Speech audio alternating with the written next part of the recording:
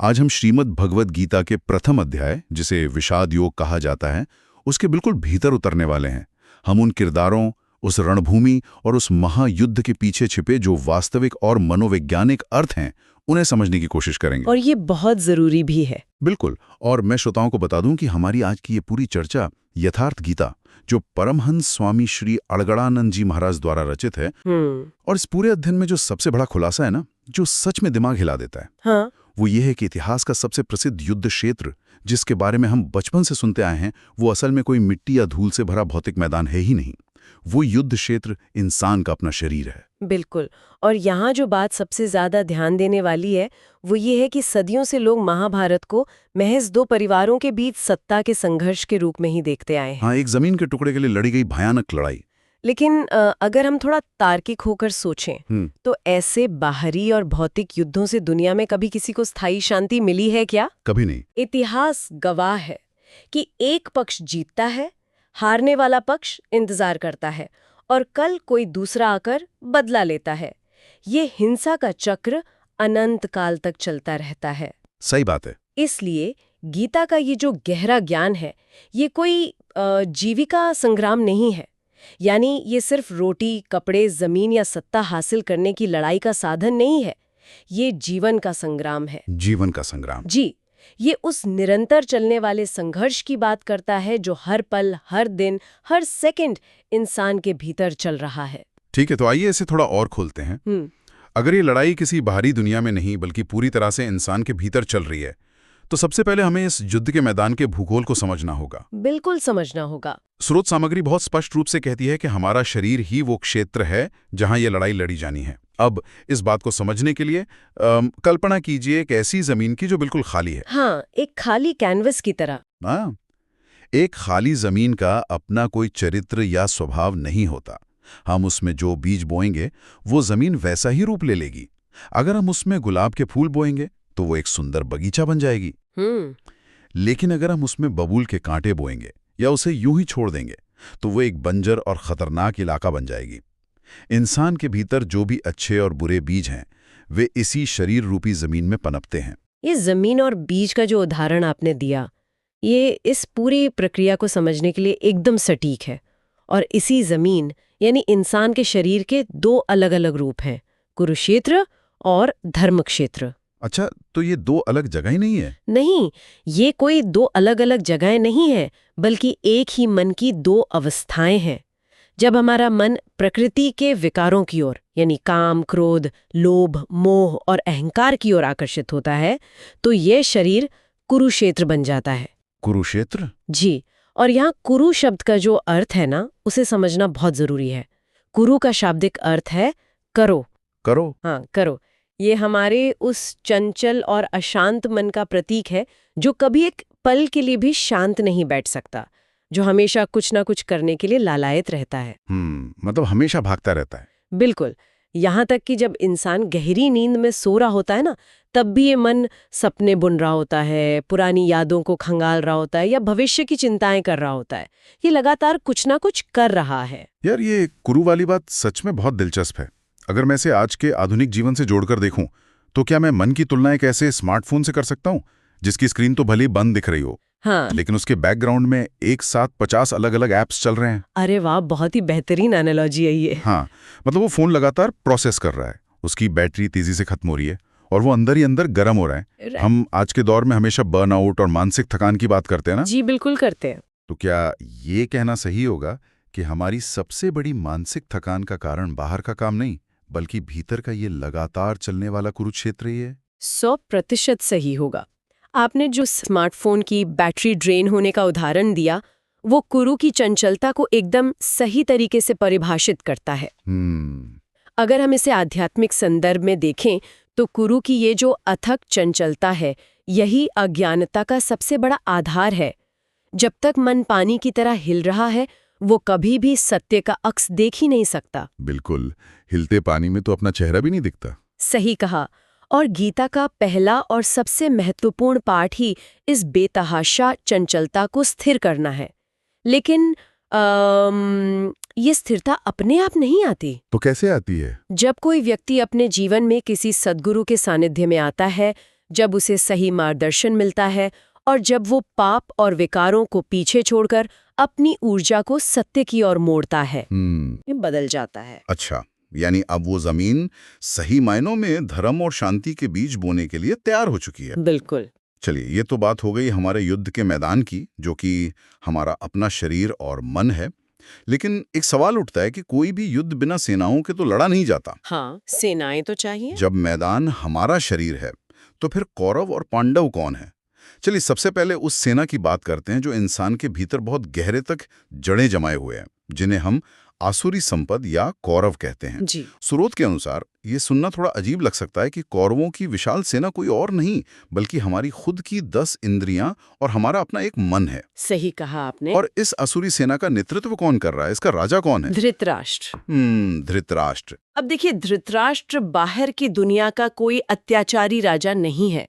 वो इंसान के भीतर बैठे अज्ञान का प्रतीक है। अज्ञान का? हाँ, अगर आप धृतराष्ट्र के किरदार पर गौर करें तो वो जन्म से अंधे हैं, लेकिन ये अंधापन आंखों का नहीं, विवेक का है। ओ, विवेक का अंधापन। जी, वो सब कुछ जानते हैं, उन्हें बहुत अच्छी तरह पता है कि सत्य क्या है और धर्म क्या है, लेकिन फिर भी वो जीवन भर अपनी आंखें मूंदे रहते हैं। और वो अपनी पत्नी गांधारी के साथ रहते हैं।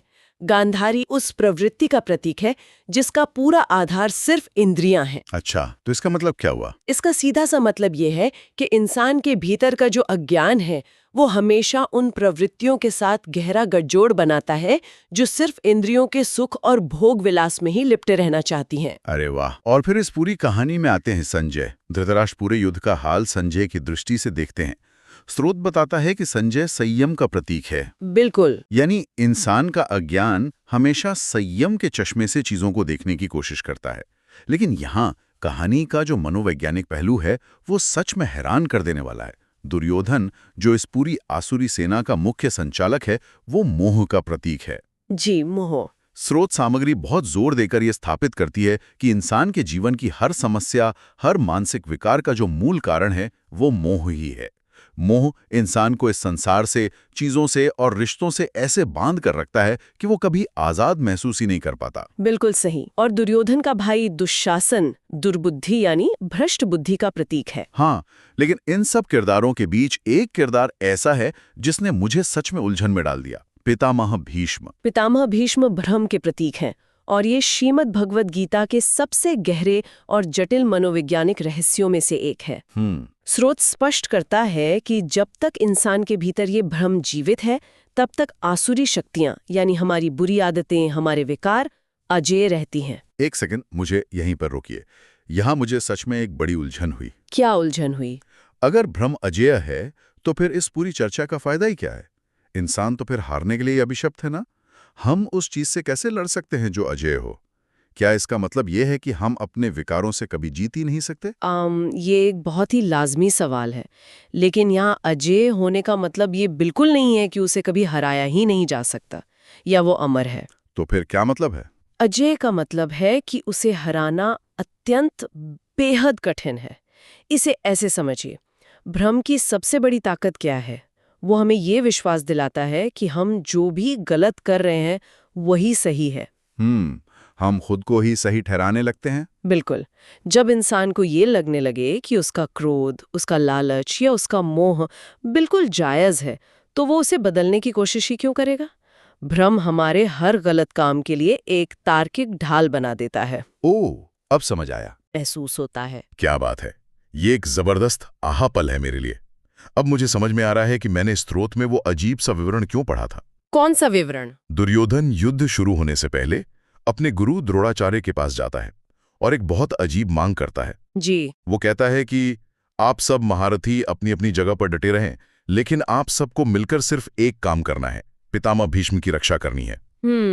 बिल्कुल। अब जरा सोचिए, इतनी विशाल सेना है, एक से बढ़कर एक योद्धा है, लेकिन दुर्योधन यानी मोह कह रहा है कि सिर्फ भीष्म यानी भ्रम को बचाओ। अगर हम इसे आज के इंसान की असल जिंदगी में देखें तो क्या हम भी ठीक ऐसा ही नहीं करते? बिल्कुल करते हैं। हम अपनी पूरी ऊर्जा, अपनी सारी ताकत सिर्फ अपने भ्रम, अपने डिल्यूजन्स को बचाने में लगा देते हैं। मैं गलत नहीं हूं, मेरे हालात ही ऐसे थे, इसलिए मैंने झूठ बोला, मुझे गुस्सा इसलिए आया क्योंकि सामने वाले ने मुझे उकसाया था। जी। ये सब क्या है? ये अपने भीतर के भ्रम की रक्षा करना ही तो है, भले ही इसके लिए हमें अपने रिश्तों या अपनी शांति की कोई भी कीमत चुकानी पड़े। एकदम सटीक विश्लेषण किया आपने।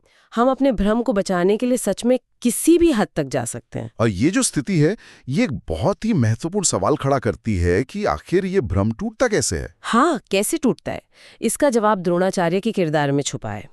द्रोणाचार्य द्वैत के प्रतीक हैं। द्वैत यानी ये भाव कि मैं अलग हूँ और ये पूरा ब्रह्मांड या परमात्मा मुझसे अलग है।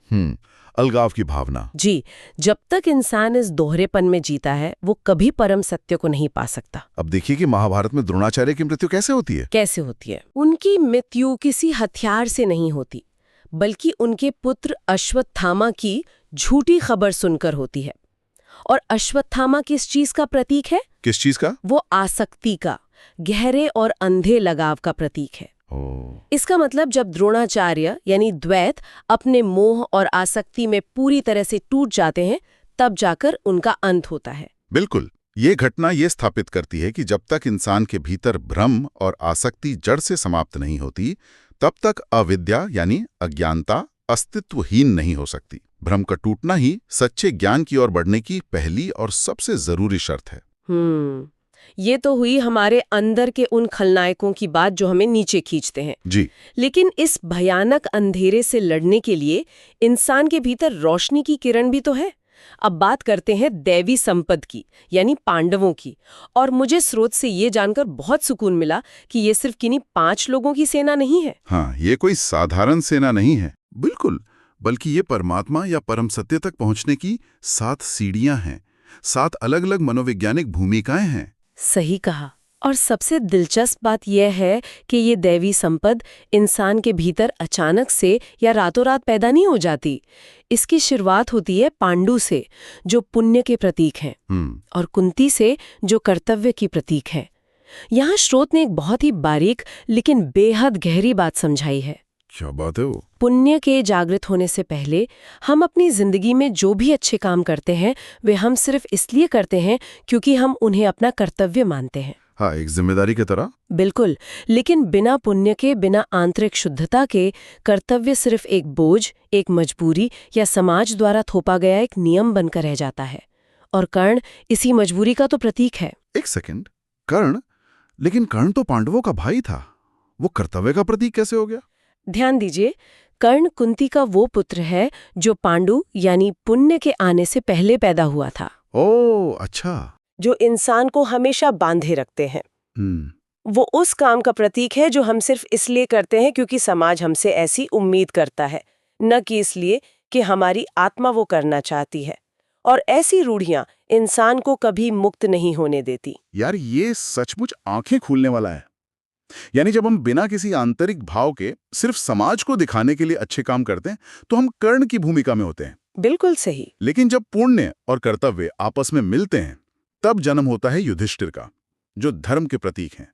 और फिर आते हैं अर्जुन, जो अनुराग या परमात्मा के प्रति अत्यंत गहरे प्रेम के प्रतीक हैं। जी। स्रोत ये बहुत स्पष्ट रूप से कहता है कि जब तक इंसान के मन में उस परम सत्य या भगवान को पाने का अनुराग नहीं पैदा होता, तब तक कोई भी व्यक्ति गीता का ज्ञान समझने के योग्य ही नहीं बन पाता। एकदम सही। अर्जुन के बिना गीता का उपदेश संभव ही नहीं था। इसके बाद जो अन्य भाई हैं, भीम यानी भाव, नकुल यानी नियम, सहदेव यानी सत्संग और सात्यकी जो सात्विकता के प्रतीक हैं, ये सब सिर्फ नाम नहीं है। नहीं, ये पूरी एक प्रक्रिया है। हाँ, अगर आप ध्यान दें तो ये एक पूरी चेन रिएक्शन है। जब इंसान के भीतर सत्य के प्रति गहरा भाव जागता है, तो वो अपने आप जीवन में नियम का पालन करने लगता है। नियम उसे सत्संग की ओर ले जाता है और सत्संग के प्रभाव से अंततः उसके भीतर सात्विकता आ जाती है। ये एक के बाद एक खुलने वाले दरवाजे हैं। लेकिन इन सब के बीच एक किरदार ऐसा है जिसने मेरे दिमाग के तार हिला दिए, शिखंडी। शिखंडी का प्रतीकवाद शायद पूरी महाभारत के सबसे जटिल लेकिन सबसे सुंदर रूपकों में से एक है। मुझे तो बहुत जटिल लगा। मैं समझाती हूँ। शिखंडी वास्तव में क्या है? स्रोत कहता है कि शिखा और सूत्र का पूरी तरह से त्याग कर देना ही शिखंडी है। शिखा और सूत्र? हाँ, शिखा का अर्थ है हमारा अंतिम लक्ष्य, वो मंजिल जिसे हम पाना चाहते हैं। और सूत्र का अर्थ है हमारे पुराने संस्कार, हमारी कंडीशनिंग, हमारी वे पुरानी आदतें और मान्यताएं जिन्होंने हमें आज तक गढ़ कर रखा है। यहाँ थोड़ा उलझ रहा हूँ। मुझे ये बात समझ में नहीं आ रही कि अपने किसी लक्ष्य को छोड़ना और अपनी पुरानी आदतों को छोड़ना, ये दोनों मिलकर उस अजेय भ्रम यानी भीष्म को कैसे मार सकते हैं? शिखंडी ही भीष्म को क्यों मारता है? इसे इस तरह समझिए, जब तक इंसान आध्यात्मिक या आत्म सुधार की यात्रा के बीच में होता है, तब तक उसके पुराने संस्कार और मान्यताएं एक सूत्र या धागे की तरह उसके साथ साथ चलते हैं। वो उन्हें पूरी तरह छोड़ नहीं पाता। हाँ, पुरानी आदतें जल्दी नहीं छूटती। बिल्कुल, लेकिन जब व्यक्ति सत्य के पथ पर अपनी मंजिल के बिल्कुल करीब पहुंच जाता है, तब उसे एक आखिरी छलांग लगानी होती है। उस छलांग के लिए उसे अपने भीतर की उस पुरानी डोर को काटना ही पड़ता है। अच्छा। आप अपनी पुरानी कंडीशनिंग और पुराने संस्कारों के साथ परम सत्य का अनुभव नहीं कर सकते। और जैसे ही इंसान अपनी उन सबसे गहरी पुरानी मान्यताओं और रूढ़ियों का त्याग करता है, यानी जैसे ही शिखंडी सामने आता है, वैसे ही भीष्म यानी इंसान का सबसे बड़ा भ्रम हमेशा के लिए शांत हो जाता है, गिर जाता है। वाओ। क्योंकि भ्रम के टिके रहने के लिए इंसान के भीतर पुरानी मान्यताओं का होना बहुत जरूरी है। मान्यताएं गिरी तो भ्रम भी अपने आप गिर जाता है। ये एक बहुत ही सशक्त तस्वीर है। अब इंसान के भीतर चल रहे इस पूरे आंतरिक तंत्र को समझने के बाद आइए उस पल पर चलते हैं जहां से गीता का असल उपदेश, असल बातचीत शुरू होती है। पहला अध्याय, जिसका नाम ही है विषाद योग। जी। युद्ध का मैदान तैयार है, दोनों सेनाएं आमने सामने खड़ी हैं, और तभी कुछ ऐसा होता है जिसकी उम्मीद शायद किसी को नहीं थी। इतिहास का सबसे महान, सबसे निडर योद्धा अर्जुन युद्ध शुरू होने से ठीक पहले अपने हथियार डाल देता है। वह कांपने लगता है और उसका मशहूर धनुष गांडीव फिसलकर गिरने लगता है। इस पूरे घटनाक्रम की शुरुआत होती है भगवान श्री कृष्ण के 5 जन्य शंख बजाने से। श्रोत में श्री कृष्ण को यहाँ हृदय का ज्ञाता कहा गया है। उनके शंख बजाने का अर्थ किसी भौतिक युद्ध की शुरुआत का ऐलान करना नहीं है। तो इसका क्या अर्थ है? इसका बहुत गहरा आध्यात्मिक अर्थ है। 5 जन्य शंख की ध्वनि का मतलब है अपनी 5 ज्ञानेंद्रियों को बाहरी संसार के शोर और आकर्षण से समेटकर उन्हें पूरी तरह से अंतर्मुखी करना, उन्हें संसार से हटाकर भक्त की श्रेणी में लाना। लेकिन जब ये प्रक्रिया शुरू होती है और अर्जुन अपने रथ को दोनों सेनाओं के बिल्कुल बीच में ले जाने को कहता है, तो वहां क्या देखता है? वो वहां कोई दुश्मन नहीं देखता। क्या वो तो अपनों को देखता है? बिल्कुल, वो देखता है अपने चाचा, ताऊ, गुरु, ससुर और अपने भाइयों को। वो अपने ही परिवार, अपने ही लोगों को देखता है। और यहीं पर अर्जुन मनोवैज्ञानिक रूप से पूरी तरह से रूठ जाता है। वो युद्ध को टालने के लिए एक से बढ़कर एक तर्क देने लगता है। जी। वो कहता है कि अगर ये युद्ध हुआ और कुल का नाश हो गया तो स्त्रियां दूषित हो जाएंगी, समाज के नियम टूट जाएंगे और वर्ण संकर पैदा होंगे। वो पूरी तरह से समाज और पुरानी रूढ़ियों के तर्क देने लगता है। जबकि स्रोत बताता है कि बाद में श्री कृष्ण इस बात का खंडन करते हैं और समझाते हैं कि असली वर्ण संकर वो नहीं है जो अर्जुन सोच रहा है। असली वर्ण संकर तो वो स्थिति है जब इंसान के भीतर ईश्वर की आराधना के मार्ग में भ्रम पैदा हो जाए, जब उसका ध्यान भटक जाए। अर्जुन की इस भयानक घबराहट का मुख्य कारण पता है क्या है? क्या? कारण ये है कि वो अभी तक श्री कृष्ण को केवल अपना एक सखा या अपना एक दोस्त मानता है। वो अभी तक उनके विराट स्वरूप को नहीं पहचान पाया है। वो उन्हें सर्वशक्तिमान भगवान या अपना सच्चा सद्गुरु नहीं मान पाया है। दोस्त की बात तो आदमी टाल भी सकता है। बिल्कुल। उसकी दृष्टि अभी भी सांसारिक रिश्तों और मोह माया तक ही सीमित है। अगर हम इन सब बातों को आज के परिप्रेक्ष्य में देखें तो मुझे ये बिल्कुल आज के आधुनिक समय की सबसे बड़ी समस्या लगती है। जरा सोचकर देखिए, जब भी कोई व्यक्ति अपनी जिंदगी में कोई बहुत बड़ा सकारात्मक बदलाव लाने की कोशिश करता है या आत्म सुधार के रास्ते पर पहला कदम रखता है जी, तो उसकी सबसे पहली रुकावट क्या होती है? वो बाहर के अनजान लोग या कोई बाहरी दुश्मन नहीं होते। वो रुकावट उसके अपने ही लोगों का मोह होता है। सही कहा। इंसान के भीतर एक डर बैठ जाता है कि अगर मैं बदल गया, अगर मैंने ये सच्चाई का नया रास्ता चुन लिया तो मेरी जो पुरानी पहचान है वो खत्म हो जाएगी। मेरे पुराने दोस्त, मेरे रिश्ते पीछे छूट जाएंगे। ये जो अपनी पुरानी दुनिया को खोने का डर है ना, ये इंसान को अर्जुन की तरह एक भयानक पैनिक अटैक से भर देता है। वो पसीने से भीग जाता और बदलाव के खिलाफ अपने हथियार डाल देता है। यह तुलना 100% सटीक है।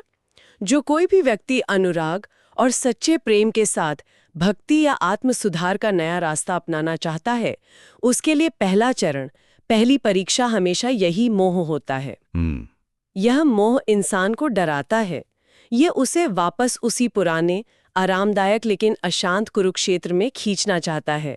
और यही एकमात्र कारण है कि गीता के पहले अध्याय का नाम विषाद योग रखा गया है। विषाद योग? जी, विषाद का मतलब होता है गहरा दुख, निराशा और संशय। जब तक इंसान के भीतर ये संशय नहीं टूटता, तब तक सत्य की यात्रा शुरू ही नहीं हो सकती। तो फिर ये संशय टूटा कैसे है? यह तब टूटता है जब भक्त या शिष्य पूरी तरह से बिना किसी शर्त के अपने अहंकार को छोड़कर सद्गुरु की शरण में जाता है। जब अर्जुन अंततः कहता है, शिष्यस्तेहं शाधिमा त्वां प्रपन्नम, यानी मैं आपका शिष्य हूँ। हाँ, मैं आपका शिष्य हूँ, मैं पूरी तरह से आपकी शरण में हूँ, मैं कुछ नहीं जानता, कृपया मुझे रास्ता दिखाइए।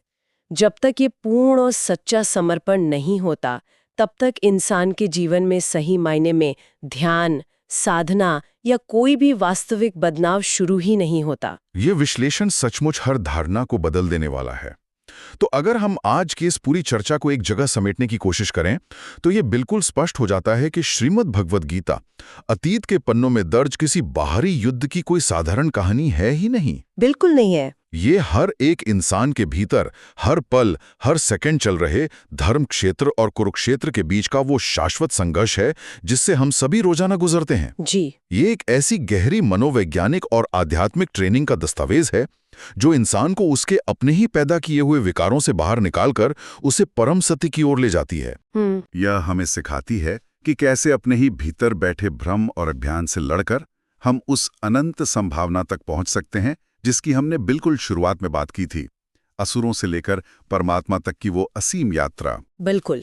गीता आत्म परिवर्तन का एक पूरा का पूरा विज्ञान है और इसे प्रतीकों के माध्यम से इतनी सुंदरता और गहराई से समझाया गया है कि हजारों साल बाद भी ये हमारे आज के जीवन में, हमारी रोजमर्रा की समस्याओं में उतने ही प्रासंगिक है जितनी वो उस समय रही होगी। और इसी के साथ हम आज की इस गहन और विस्तृत चर्चा के अंत तक पहुंच गए हैं। लेकिन जाने से पहले मैं चाहता हूं कि हम सब एक विचार पर थोड़ा गहराई से सोचें। कौन सा विचार? हमने शुरुआत में धृतराष्ट्र और संजय के रिश्ते की बात की थी। धृतराष्ट्र यानी इंसान के भीतर का अज्ञान और संजय यानी इंसान के भीतर का संयम। स्रोत स्पष्ट कहता है कि धृतराष्ट्र पूरे युद्ध को संजय की दृष्टि से देखता है। अगर हम इस पे गहराई से विचार करें कि अगर हमारे भीतर का जो अज्ञान है वो अपने संयम का इस्तेमाल सिर्फ उस आंतरिक युद्ध को देखने के लिए कर रहा है, उसे रोकने के लिए नहीं, जी, तो क्या असल जिंदगी में भी हम ठीक ऐसा ही नहीं कर रहे हैं? क्या हम भी अक्सर अपनी बुरी आदतों, अपने अनियंत्रित गुस्से, अपनी ईर्ष्या या अपने मोह को पूरी जागरूकता के साथ चुपचाप देखते नहीं रहते? बहुत ही गहरा सवाल है ये। हमारा संयम, जिसके पास ये ताकत थी कि वो उन विकारों पर नियंत्रण कर सके, वो सिर्फ एक मूक दर्शक बनकर हमारी ही तबाही का तमाशा देख रहा होता है। ये एक ऐसा चुभने वाला सवाल है जो हमें ये सोचने पर मजबूर करता है कि क्या हम सच में अपने जीवन के रथ को खुद हाँक रहे हैं या सिर्फ पिछली सीट पर बैठकर अपने ही पतन का तमाशा देख रहे हैं। इस पर जरूर विचार कीजिएगा। और इसी के साथ इस गहन चर्चा से जुड़ने के लिए बहुत बहुत धन्यवाद।